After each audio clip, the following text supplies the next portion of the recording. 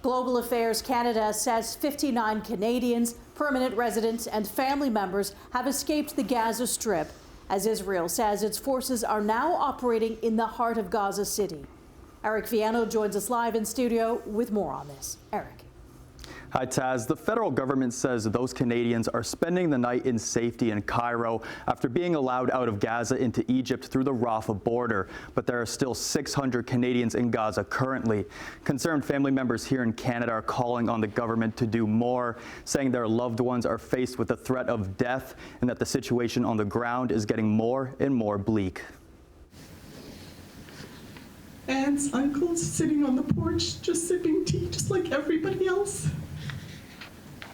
They're not numbers. Reem Sultan holds up pictures of her family and friends who live in Gaza. Her name is Leanne.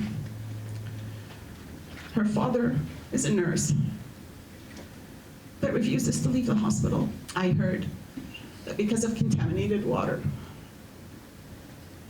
she was throwing up all night. She was shaking with a fever they can't control. Her father's next to her. He's in the hospital. And her mom is crying, not knowing what to do for her.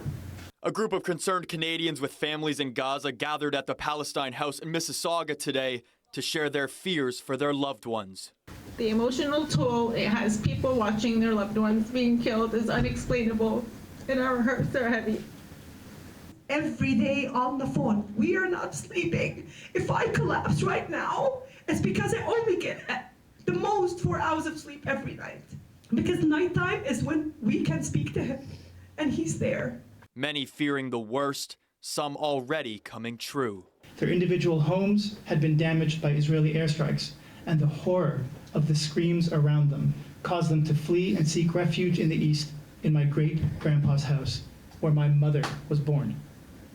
And as they huddled together, grandparents, parents, children, and grandchildren, Israel dropped a bomb on them.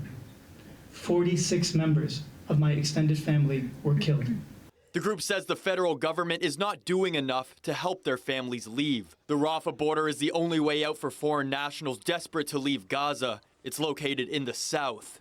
Sama al-Saba's 73-year-old father is stuck in the north. He cannot and he will not take the risk to travel from north to south on his own. It's your responsibility. It's the responsibility of my government. It's the responsibility of Justin Trudeau, of Joly, to ensure that my father and the many Canadians who are still stuck up in the north, that they make it safely down in the south.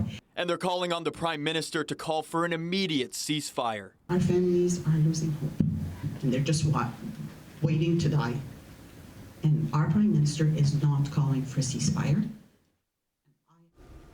Today marks the first time Canada has been listed among the countries with citizens given the green light to leave Gaza since the Israel-Hamas war began a month ago. Global Affairs Canada says Canadians who are on the approved list for crossing were contacted, and those who did not cross today are being contacted directly. It says Canada does not determine when or how many people can cross each day.